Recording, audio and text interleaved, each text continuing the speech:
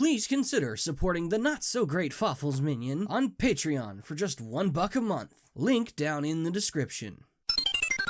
Redemption. I choose you!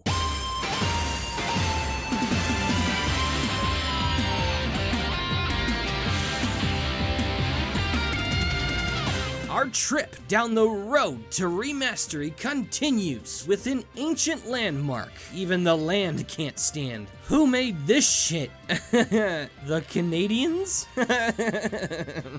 Gah! Not even the aliens would take credit. The legend of Pokemon has been passed down for generations and generations. And no matter who may tell this tale, no other spans taller. This eternal phenomena spawned incredible eras, defined by outstanding role-playing adventures. Watch as I take you along to see the 7 wonders of the Pokemon world. Like before, I'm ranking each generation on how much they've done for me. All of them are important, all of them are great, so I best take things personal. Opinions, you got them too. Let me see them. Unlike last time, I'm exclusively highlighting all 7 gens from a main series point of view. That might not sound all that fair, but it's a must-have restraint to minimize bloating. +2 evasiveness, yo. No anime, manga, spin-offs, none of that. The primary criteria remains: quality of the core games and remakes, the region, the villainous teams from the games, and most importantly to me, the Pokemon roster. No running, this be one hell of a battle.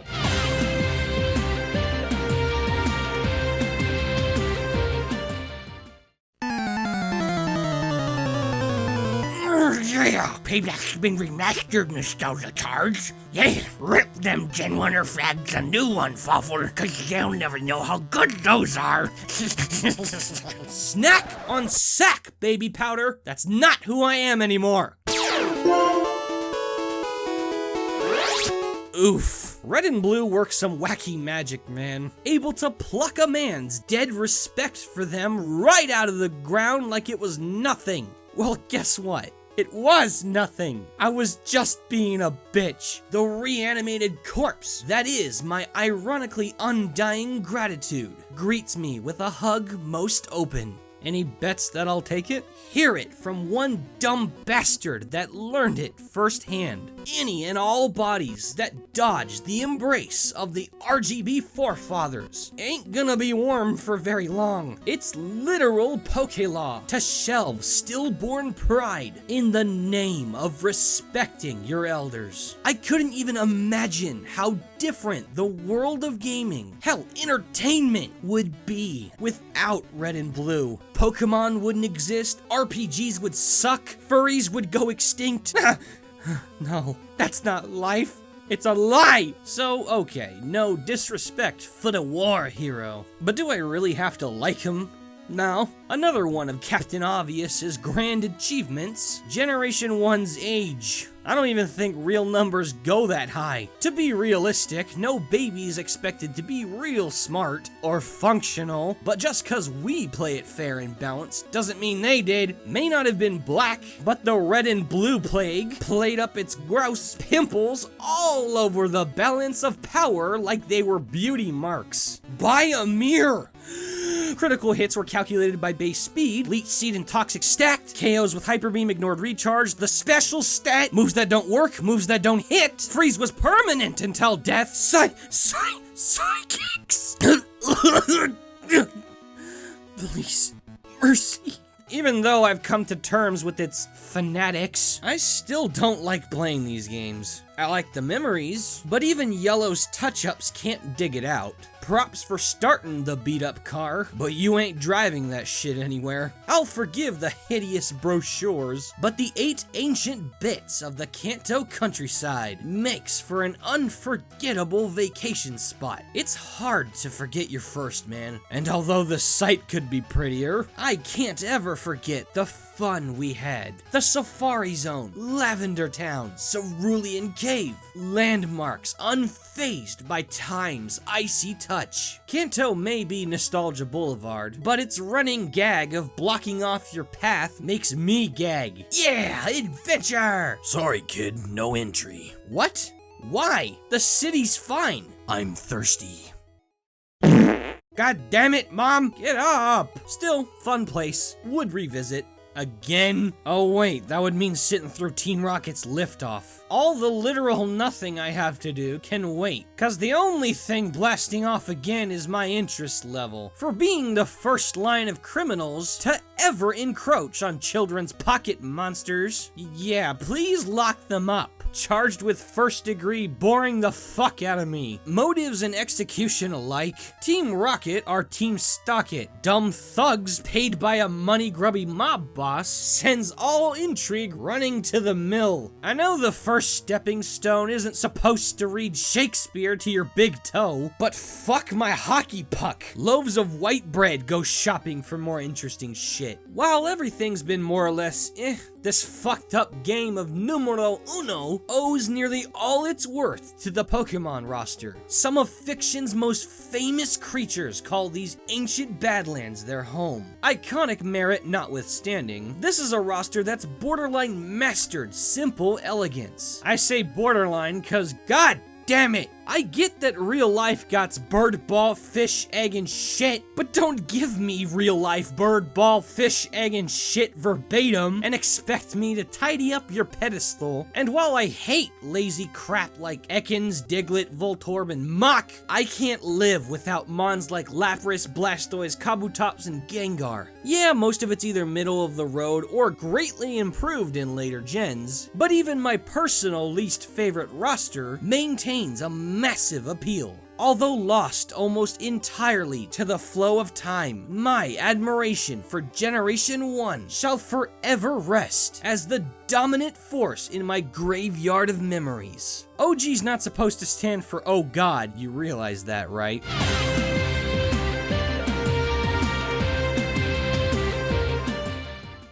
Just one after another.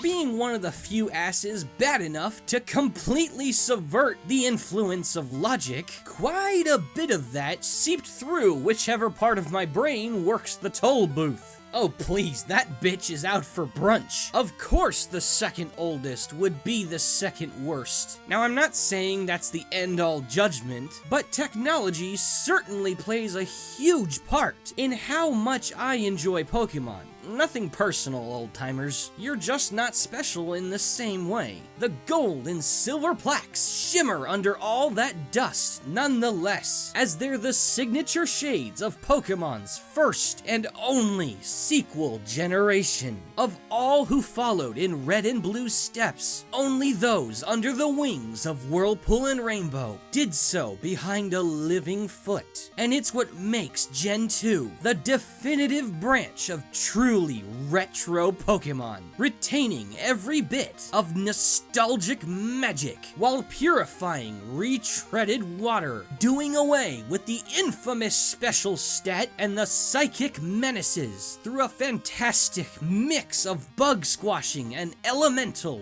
reinvention. Introduction to two of my favorite types, Dark and Steel, salvaged the sanity of millions by evening the playing field. Meanwhile, adding iconic innovations like breeding, entry hazards, held items, and weather was the first big purge of outdated BS nobody will ever want back. Gold and Silver's mantra of directly altering the past for the better has secured us a life along the good future timeline and has since inspired its own successors to never stray away from that prosperous philosophy. Learning from a past that hurts like a bitch is how the strong dig out of a ditch. I know that's logical to think, but hey, look who's come full circle. Funny to say, I've always found Johto one of the weirder regions. The regional attractions display honest tradition and sporadic odd spots. I guess that equates to standard fare, but despite exploring it so much as a kid, I never feel as though I truly know Johto.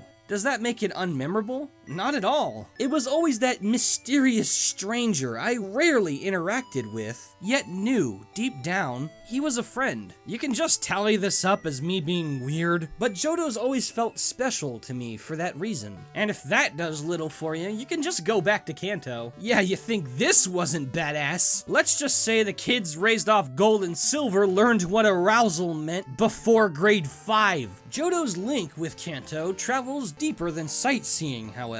It has the same evil team. Watching Team Rocket struggling for reform after Giovanni's defeat is actually more interesting than their original run-through. With their weakness well justified by the low numbers and poor morale, it's hella gratifying to tear them apart, grunt by grunt.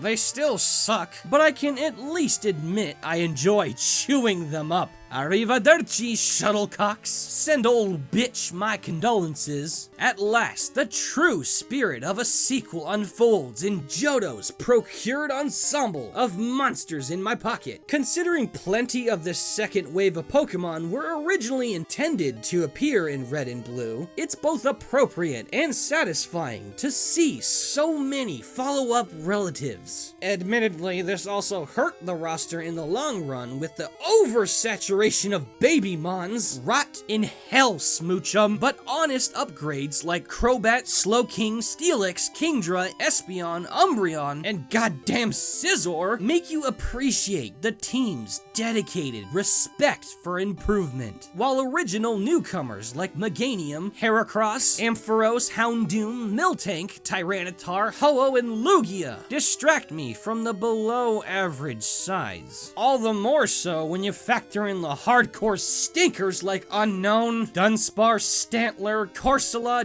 Delibird, Quillfish, and the babies. The gaps are visible, but who really cares? The shortest of all iterations, Gen 2, was honestly impressive in spite of the poor longevity. A lot of its staying power has been lost to time, but I have a soft spot for this old dog. It's the furthest I'll go back in time with a full-formed smile.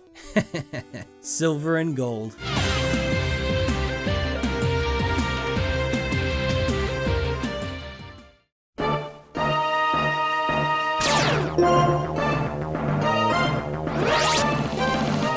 Inescapable shit show that is one's puberty dishes out piles of change even retro arcades can't gather. Mood swings, crippling anxiety, a distracting inability to sing highs. Anybody else here fuck my life? But during this phase, you claim a discovery. The world's starting to look a whole lot sexier. Oh well, what's a few pimples then? Just a flag on the wall, third time's the charm, and you'd better count on the attack lowering by 2. Even as the awkward teen of the Pokemon saga, Gen 3 secures a genuine fondness in me. Yeah, I know he's got a lot of growing up to do, but all the boy needs is love. I would love to say that Ruby and Sapphire have aged flawlessly, but over 15 years of outstanding fine-tunage has left some gaps completely against their control. As bad as Gen 1? Don't be mental! Only the physical special lock on move types makes my heart weep. See, he took that critical hit like a champ! You know I'm proud. The GBA's radiant masters of land and sea pioneered more game-changing headway than any other follow-up. Mechanical and technological expansion led the charge in this 4-year battle for a deeper, better Pokemon. Abilities and natures paved the way for a far more evolved and sophisticated approach to battles. Suddenly mastering the art of Poke PvP became this grand passion, and doubles multiplied this already massive expanse on strategy into a global competitive science. From 2 to 3 is the single biggest jump in core gameplay quality that's ever landed. The first two may have been good, but Ruby and Sapphire was when Pokemon got really good. Speaking of really good, only through Groudon and Kyogre's titanic influence was Satoshi's brain children able to hold weight actually worth lifting. Fire Red and Leaf Green slaughtered any chance of me ever looking back. The definitive Kanto experience, and my favorite mainland titles of Gen 3. Even after the sublime retread in Emerald, making Gramps fresh and badass just did more for me in the long run, especially since Hoenn's been remade by a descendant. As it currently stands with me, Hoenn's middle of the road. While the landmarks are solid and the world is large, the balance in climate would give Thanos a stroke. Back off, IGN. I played the part of stupid internet asshole screaming at too much water 2 years before you ever did. Memes aside, I'm not the biggest fan of this choice. Yeah, I know it's based off Japan's third biggest island, but we now know that it's on an island, not an excuse for what's honestly a dull final quarter. I love when I'm on land because it's consistently interesting. So in short, fuck Team Aqua, and maybe give those magma dudes a chance. You know, being the first evil teams to not be Team Rocket is an improvement by default, but criminals of the Aqua and Magma variety don't strike me as all that memorable. Sure, blurring the lines between evil and confused is refreshing, but they really aren't a threat. Changing the climate. Really? Literally any playing-ass Pokemon can spit water and make it rain, Archie. Melt the fucking ice caps if you want to give Noah the jukes. Your lack of brain food is concerning. Hope you enjoy a nice hearty bowl of At Least You Tried, and have a bitchin' day. Okay, in regards to Pokemon roster, it's all over the damn place. On one hand, the designs and execution granted to the heaviest hitters are incredible. Some of the biggest highs ever. And the other hand, oof. Thought that was a dead cat. Shit like Spinda, Plusle, Minun, Tropius, Azurill, Wynot, Lovedisk, the Skitty line, every bug type that isn't Ninjask. Just damn. I mean, I don't have to worry when I got the starters, Metagross, Flygon, Crawdont, Manectric, Cacturne, Absol, Aggron, Gardevoir, the Weather Trio, and Deoxys, but it's a little distracting. With game quality at the mercy of remakes, it's easy to think that I don't love Gen 3. That's the furthest thing from the truth. While it is the last of the outdated iterations, it's also the best. We owe every last one of these an overpowered thank you, but I kinda wanna say this is the strongest. Albeit a trifle frustrating to watch, that's a hell of a drive, freaks. Ho in one!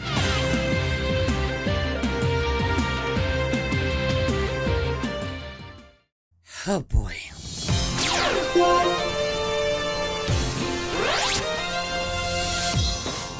Oh, is it too late to run? Let me check the time.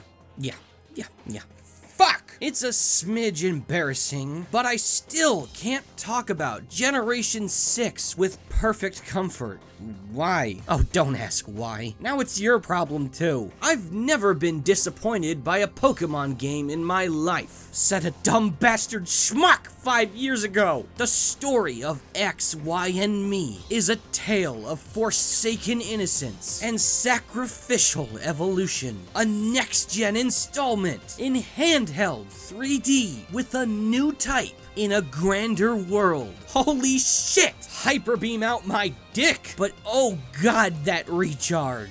Then and there, the biggest Poke fanboy in the world faced the crushing truth. His most anticipated title of 2013 wasn't made to be greater good. It was made for the greater good. Year 17 in Game Freak's prolific RPG timeline was the gateway to modern Pokemon. Codenamed X and Y, Gen 6's core titles were a bona fide experiment to discover what would work best for the future. What do the fans want? Which new ideas would thrive and what traditions are best left to die. All of this coded the front line, resulting in what's ultimately an immensely important leap, but one that compromised the leaper's quality of life. I feel X and Y are the worst debut entries in the franchise, but for the best reasons possible. The devs threw a lot at the screen. New innovations like Mega Evolution, the Fairy type, transcribing the entire handheld lineage into true 3D, not to mention servicing the fuck out of fans with the excessive pandering towards the Kanto kids. Getting the world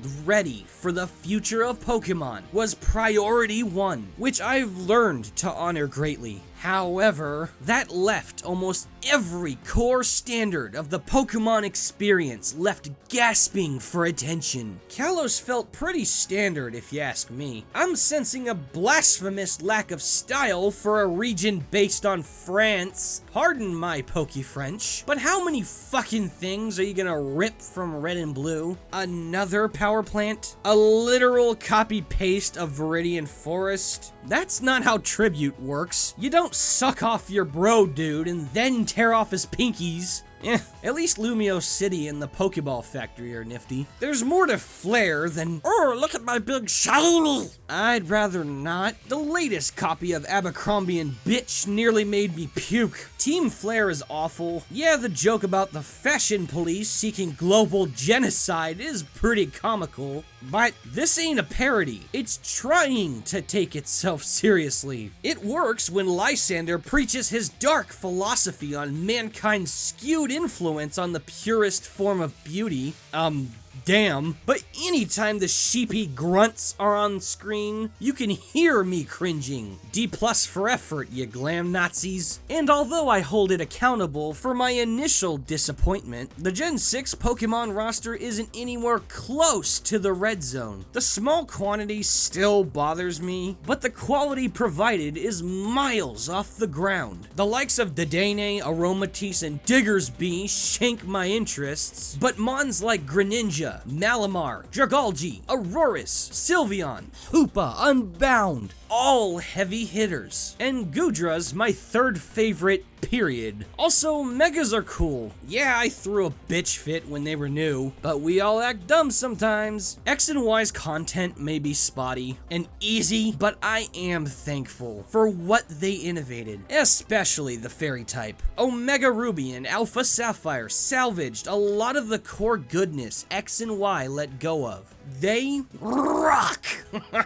And are definitely the most fun I had with Gen 6. Turns out we got both innovation and top-notch quality, just not in the same places. Every subsequent release owes a lot to X and Y for their selfless approach. The generation as a whole still suffers from their shortcomings, but the future of the franchise is brighter than ever thanks to them. They sacrificed a lot of themselves to give their descendants the best possible. And you know what?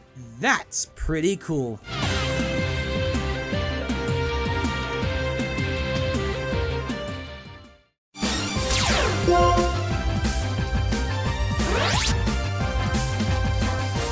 What is it you want, Gen 6? What do you want? You want the moon? Oh, sure. A sun'd be nice too. Yeah, you better run, you lassoless fuck!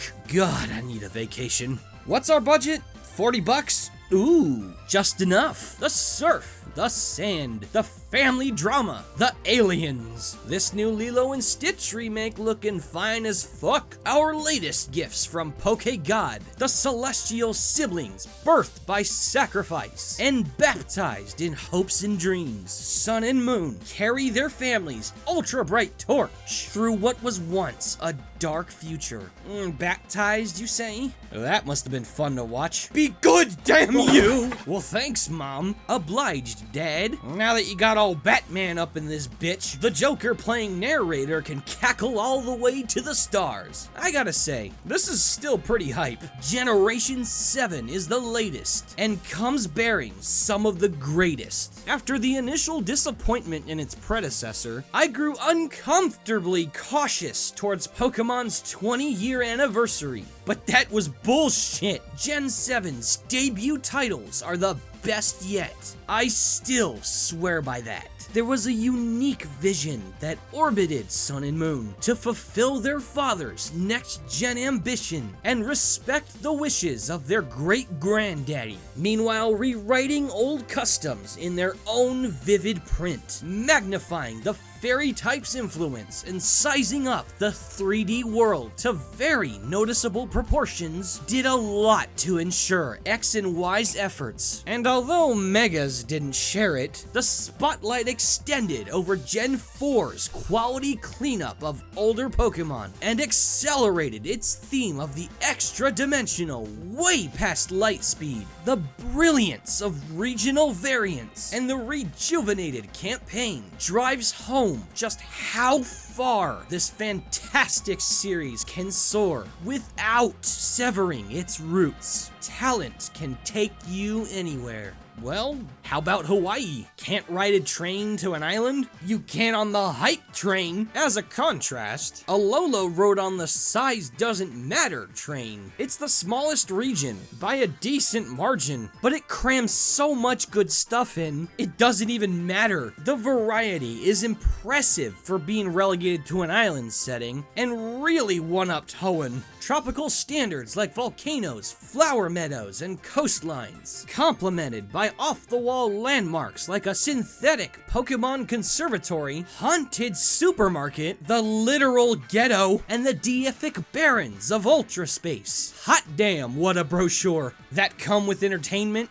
only the finest. I love Team Skull. And not ironically, unlike all other grunts, the game dedicates time to give the thugs of the 7th heaven some actual depth. Members of Team Skull are failed trainers, misfits that lost sight of achievements expected from them, now living in self-oppression and poverty. Y'all wished Pokemon was real? Well, you got real. My heart sank when I made the connection. There's a legit reason why they carry so weak and so few Pokemon. It's literally all they have. And their leader, Guzma, being the only trainer gifted enough to provide for them in any capacity, formed the team to fight as a family against Alola's sacred traditions. All because he rushed his original life goal of becoming a captain. It's the most genuine humanization in all of Pokemon, and the reason why they're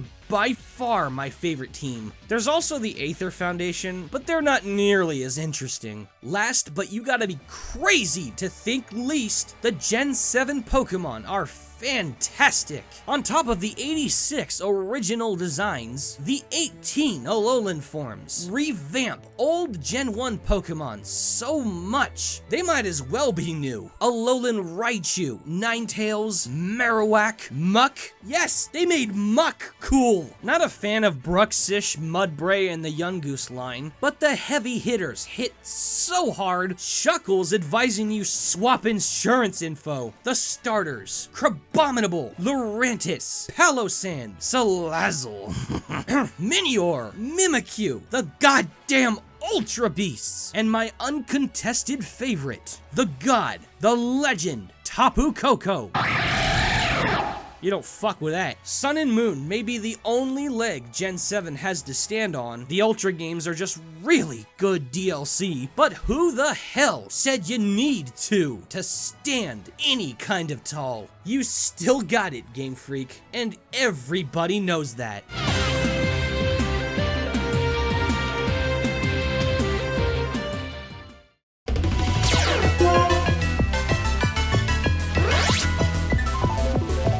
Your beanie boy pulled a Swiftie, didn't he? Haven't missed? Haha, never will. If any of you remember the hot, steamy pile of Taken ache that was my first attempt at this topic, you'll recall a curious glimmer atop the shit sundae. A cherry? Not a wish that'll get your health back. No, 'twas a crown adorned with diamonds, pearls, platinum, and bathed in the hearts of gold and souls of silver, made fit for king of the goddamn galaxy. So, what happened? Oh, he still wears it. It's just, he's found religion since then. All about that higher power, man. Don't go bonsly on me. The final chapter of classic Pokemon is a piece of one epic master. The proud gemstones of legends, Dialga and Palkia, Diamond and Pearl, strived for cleanup on a universal scale. Every smudge and smear left over from the first decade of dirty work was exterminated by the world's badassiest interstellar mop. The now renowned Physical Special Split was an S-tier advancement, diversifying the battle system in ways unprecedented by all but one. Now moves of every type can have either property, giving every single mon a strategy pool deeper than ever. It was also the first to dip its toe in 3D. While that sadly took a toll on the speed of the game, we have them to thank for mapping out our post-2010 journeys. In hindsight, Diamond and Pearl weren't all there. Where the hell are the fire types? Platinum fixed every non-hardware related shortcoming and is all around one of the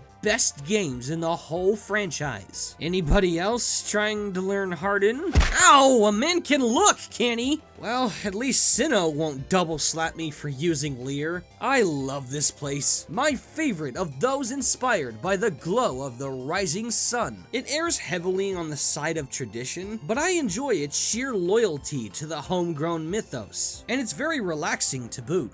Barring certain landmarks and the legendary Pokemon lairs. Holy shit, Giratina knows how to decorate. Sinnoh definitely has substance at the forefront, and insanity close behind, and I respect it greatly for that. Speaking of insanity, between Darkrai and Team Galactic, the monopoly holder for Sinnoh's nightmares is actually hard to rule out. These psychotic fuckernots eat, sleep, and breathe the extremely healthy Count Bleck motto of destroy goddamn everything. Their leader Cyrus is a scary bastard with just how dead serious he is about nuking the fabric of reality. Sure, there's borderline zero motive, but to quote a twisted genius, it's the millennium. Motives are incidental. Although the one I have for enjoying the Gen 4 Pokemon is pretty direct. Sinnoh's roster is special in the fact that over a fifth of it was dedicated to taking some of Gen 1, 2, and 3's most unwanted and pump them full of uber sauce. Buffing the crap out of ancient pipsqueaks did so much in keeping modern and classic fans happy. There's nothing quite like it. Revamped beasts like Weavile, Togekiss, Magnezone, Frostlass, Roserade, and motherfucking Gallade nestle in comfortably with the brand new bitch getters. Cherim, Burmy, and the babies can suck it, but a world without Torterra, Lucario, Garchomp, Staraptor, Floatzel, Giratina, Regigigas, and Darkrai isn't a world I want to live in. Also, I don't need to speak for Heart Gold and Soul Silver much, as if such incredible debut titles and their sister need a fantastic remake to help them. It's like adding a lottery jackpot on top of a mother's love. You don't explain that shit. You live a blessed, pure existence just for having it. Both past and future, space and time, heart and soul are forever in Generation 4's debt. An incredible era in the Pokemon saga. I've gone through 3 DSs absorbing its glory, and I'll gladly go through 3 more. Remake away, boys. I'll buy 5 of them.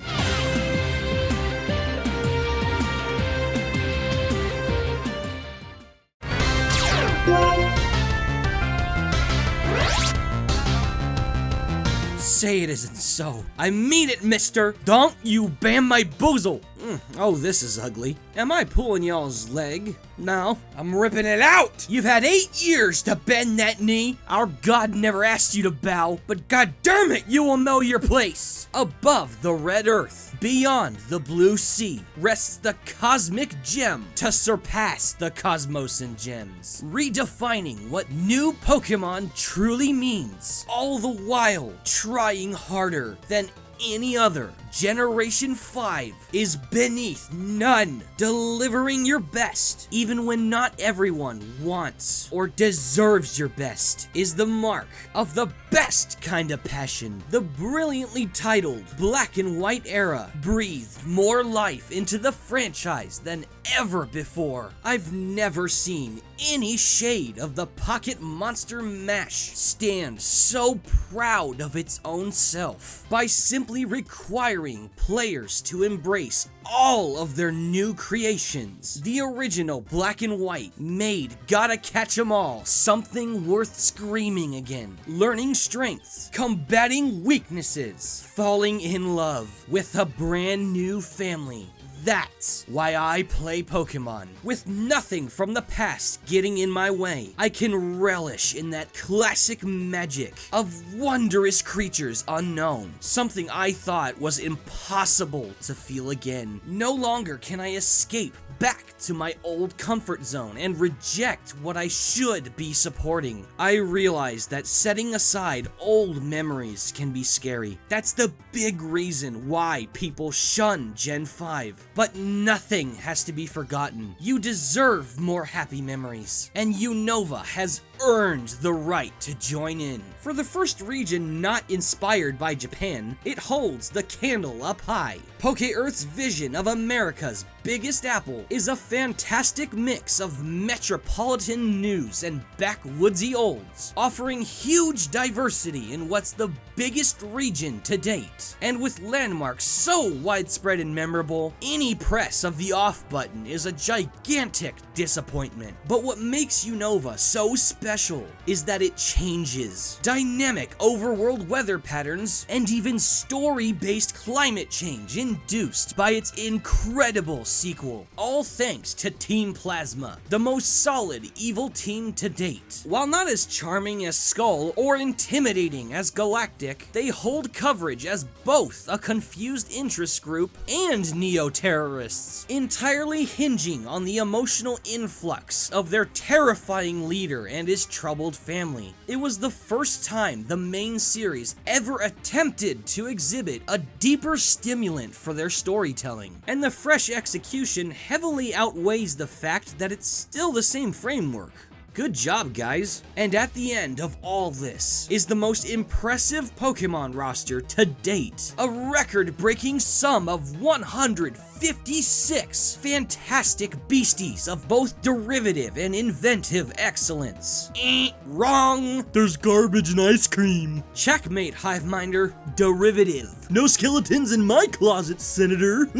Nope, just raw eggs and diarrhea. The Gen 5 Pokemon are top of the line. Crunch me, Father Mucker. Not only do I find substantially higher appeal in the Gen 1 remodels, I like Conkeldurr, Gigalith, Liepard, and Watchog way more than I do Machamp, Golem, Persian, and Raticate, but their finest additions are some of the most ingenious, most amazing of all time. Excadrill, Crocodile, Serperior, Golurk, Bisharp, every single bug type. Holy shit!